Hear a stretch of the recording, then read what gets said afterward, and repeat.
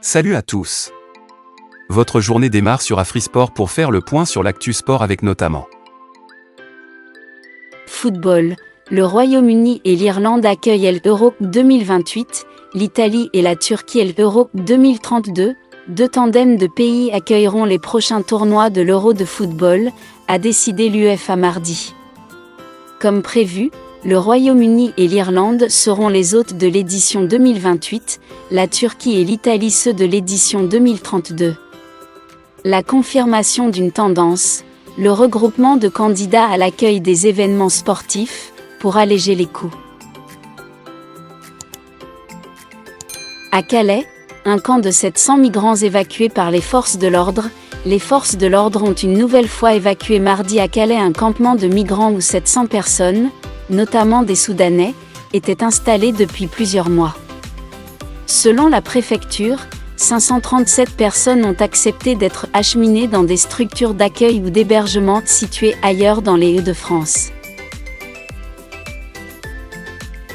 Afghanistan, un nouveau séisme, de magnitude 6,3, frappe au nord de la ville d'Hérat. La terre a tremblé une nouvelle fois tôt mercredi dans l'ouest de l'Afghanistan, alors que des milliers de personnes sont sans abri après le premier séisme de samedi, qui a causé la mort de plus de 2000 personnes.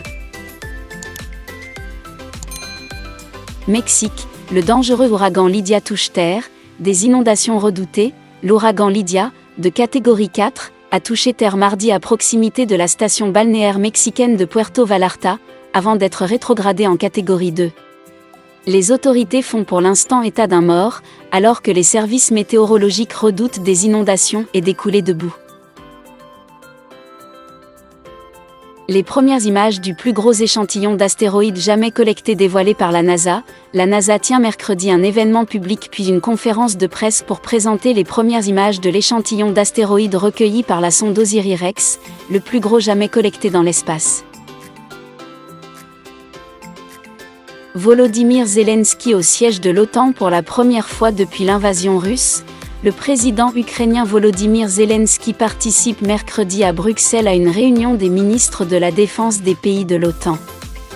Objectif de la rencontre, fournir davantage de munitions à Kiev pour mener sa contre-offensive et organiser la parade aux frappes russes attendue cet hiver contre les infrastructures énergétiques du pays.